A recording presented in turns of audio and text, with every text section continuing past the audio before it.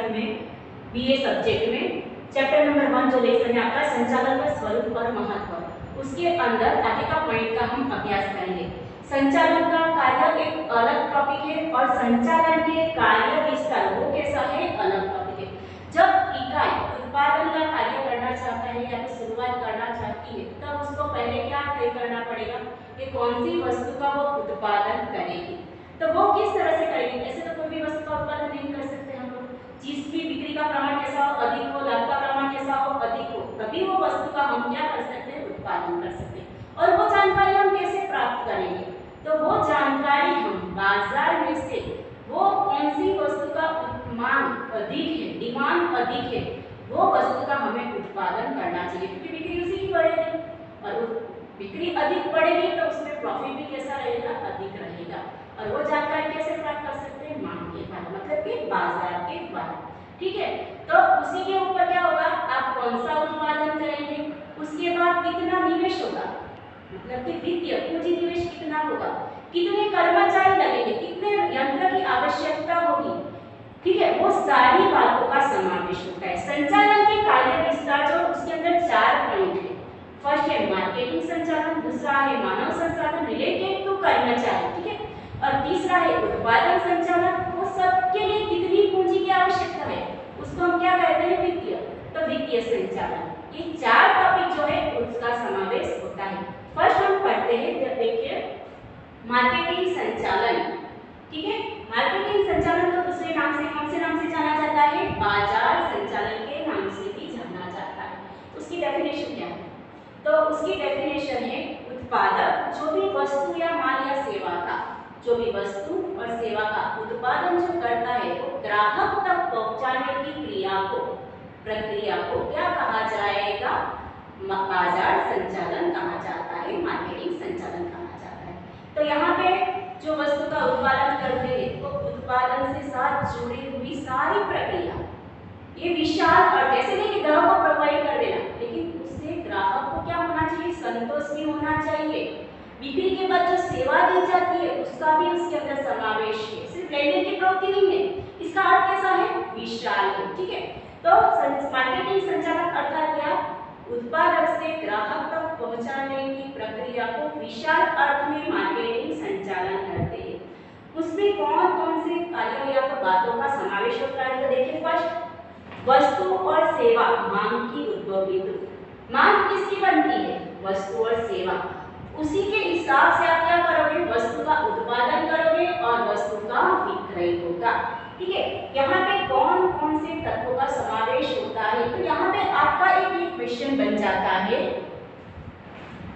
कि मार्केटिंग संचालन में कौन कौन से तत्वों का समावेश होता है। ये क्वेश्चन आता है आपका सेक्शन बी में आता है। कौन से, सेक्शन बी में। तो किसका समावेश होता है, वस्तु और सेवा, भौतिक वितरण नीति। आपने वस्तु का उत्पादन किया, उसकी कौन सी वितरण नीति अपनाई है, आपको पता है वितरण नीति, थोककर व्यापार, फुटकर व्यापार, ठीक है, ये सबका समावेश होता है। कितने एजेंट को आप समावेश करते हो, उसका समावेश वितरण नीति में आता है। मूल्य नीति, कौन सी मूल्य नीति अपनाना चाहते हो, कितना बट्टा देना चाहते हैं, ये सबका समावेश होता है। विक्रय अभिवृद्धि, बिक्री का प्रमाण अधिक से अधिक किस तरह से कर सकते हैं, इसके लिए आप कौन से साधनों का उपयोग करते हो, उसका समावेश होता है। लास्ट में पैकेजिंग, वस्तु का उत्पादन किया, उसका पैकिंग किस तरह से रखोगे, किस तरह से पहुंचाओगे, बिक्री के बाद कौन सी सेवा दोगे, प्रोवाइड करोगे ग्राहकों को, वो सबका समावेश किसमें होता है, मार्केटिंग संचालन के तत्वों में होता है। किसमें होता है, तत्वों में। यहाँ पे क्वेश्चन इसका ये आता है कि मार्केटिंग संचालन के तत्वों में किस किस का समावेश होता है, कौन कौन से तत्व होते हैं। ठीक है, कार्य, यहाँ पे उसका कार्य दिया गया है। संचालन के कार्य में किसका समावेश होता है, मार्केटिंग संचालन में 4 कार्य का समावेश होता है। उत्पादन अथवा तो उत्पाद मिश्रण, ठीक है, नेक्स्ट कीमत, वितरण और अभिवृद्धि। उत्पाद और उत्पाद मिश्रण अर्थात क्या, उत्पाद अर्थात वस्तु या सेवा, चीज वस्तु। ठीक है, तो चीज वस्तु बनाई जाती है, तो ऐसे ही नहीं कि वस्तु का उपयोग किया, और जैसे कि कपड़ा ले, ठीक है, कपड़ा का उत्पादन कर रहे हो, शर्ट बना रहे हो, तो सिंपल तरीके से शर्ट बना देते हो, क्या कपड़ा लाया उसमें से, नहीं, उस पे आप क्या करते हो, अलग अलग प्रक्रिया करते हो, अलग अलग कलर्स के अंदर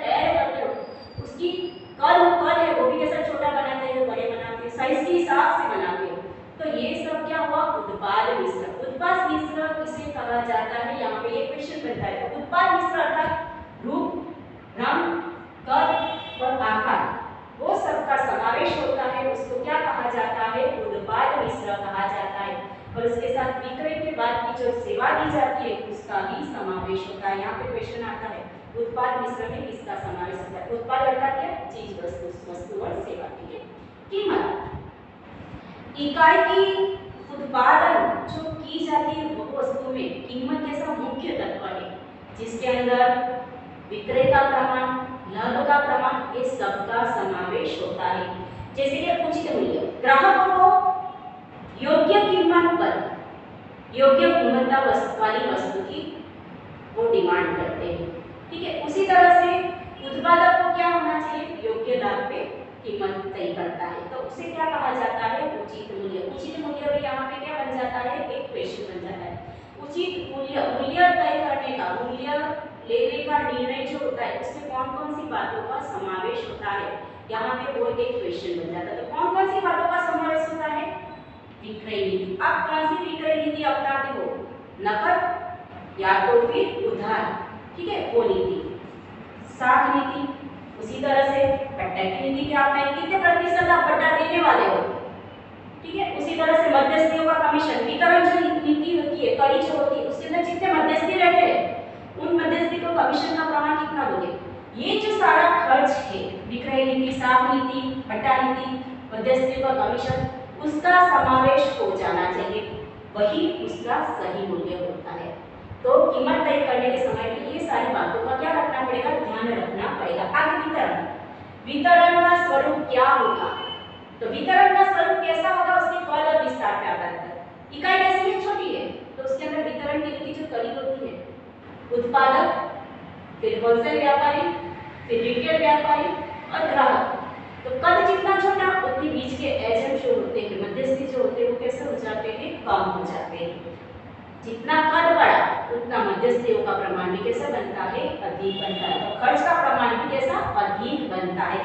तो इसके साथ क्या जुड़ा है?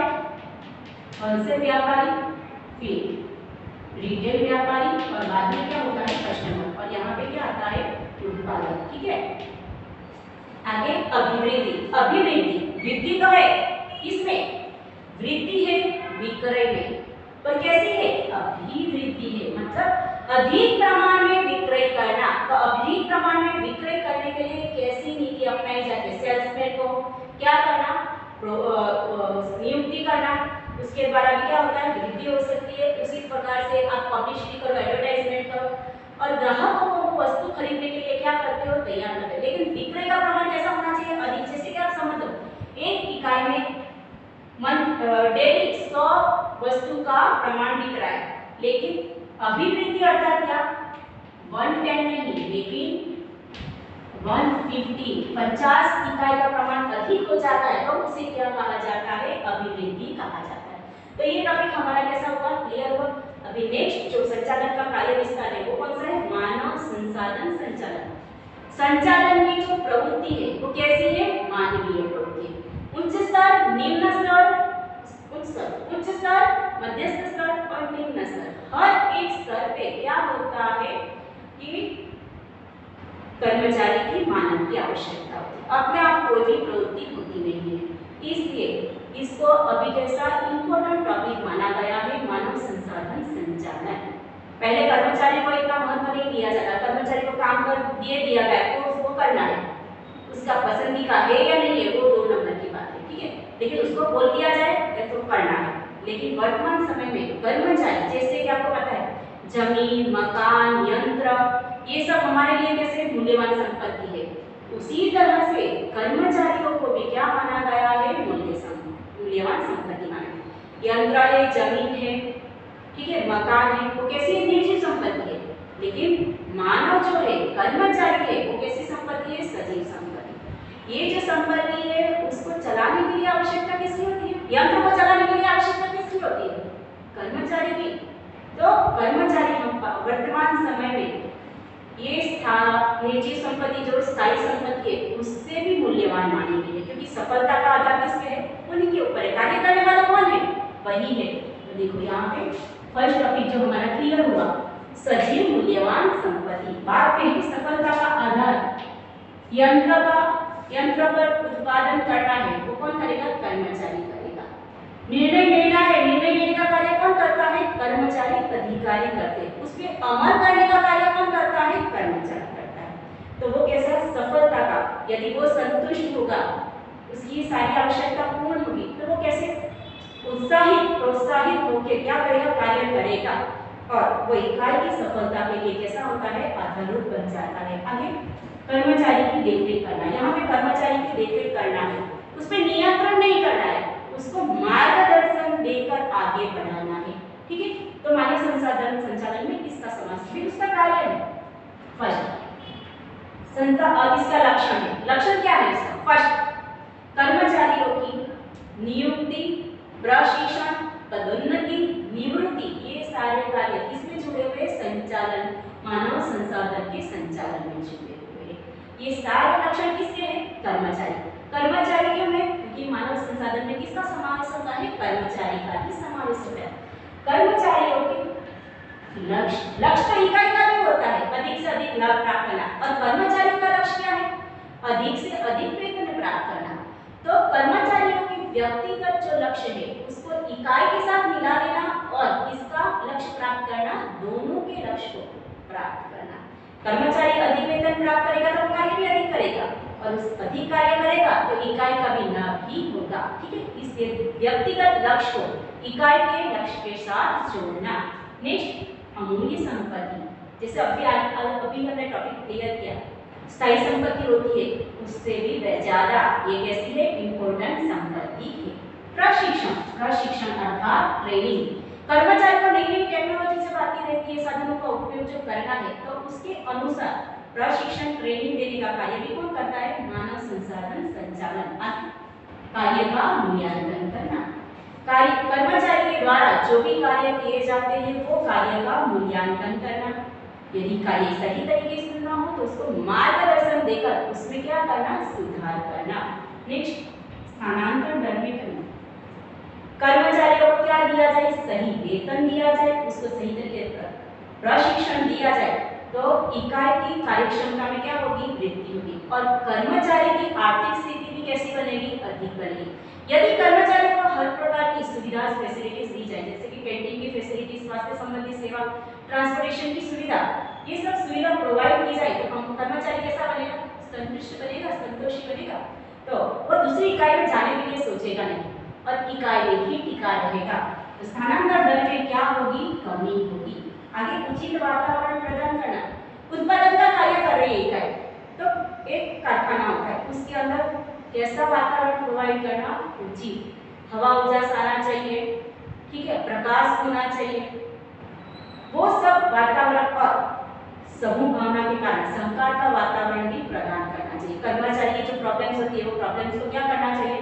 दूर करके उसको टेंशन फ्री बनाया जाए, तो आपकी इकाई के लिए वो क्या बनेगा? सफलदायक बनेगा। अभी आगे महत्व है, देखिए कार्यक्षमता में वृद्धि। किसकी कार्यक्षमता में वृद्धि? कर्मचारी की कार्यक्षमता में वृद्धि। क्यों? क्योंकि उसको प्रशिक्षण दिया गया है, उचित वेतन मिल रहा है, तो उत्पादन का प्रमाण भी कैसा बनेगा? अधिक बनेगा। उसकी कर्मचारी की कार्यक्षमता भी कैसे बनेगी? वृद्धि होगी, बढ़ोतरी होगी। नेक्स्ट टॉपिक, इकाई की लागत। कर्मचारी की कार्यक्षमता में वृद्धि होगी तो उसका लाभ किसको मिलेगा? इकाई को मिलेगा। उत्पादन अधिक बनेगा, उत्पादन अधिक बनेगा तो बाद में जाके इकाई को क्या होगा? वो लाभदायी बनेगा। प्रतिष्ठा में वृद्धि होगी, इकाई की प्रतिष्ठा में वृद्धि होती है। स्थानांतरण दर का प्रमाण कैसा होता है? कम होता है। कर्मचारी वहां पे ही रहते हैं, कर्मचारी के द्वारा कर्मचारी को अलग अलग फैसिलिटीज जो दी जाती है उसके कारण क्या होता है कि जो कर्मचारी होता है वो बाजार में उसकी प्रतिष्ठा बढ़ाता है। आगे, वस्तु और सेवा की गुणवत्ता में वृद्धि होगी। वस्तु और सेवा में वृद्धि कैसी होगी गुणवत्ता में? तो प्रशिक्षण के द्वारा। जब उसको ट्रेन किया जाता है तो कर्मचारी की जो वस्तु का उत्पादन करता है उसकी क्वालिटी कैसी बनेगी? अच्छी बनेगी। पांचवा पॉइंट, समभावना। कर्मचारी के साथ एक दूसरे के साथ जोड़ा जाता है। क्यों? क्योंकि यहाँ पे क्या किया जाता है? कर्मचारी की देखरेख की जाती है।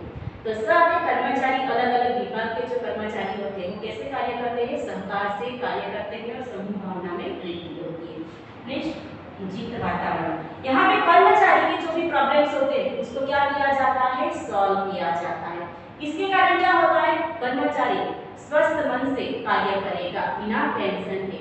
सब एक दूसरे के साथ कैसे कार्य करेंगे, सहकार से कार्य करेंगे। इसके कारण क्या होगा, इकाई की सफलता अधिक बनेगी।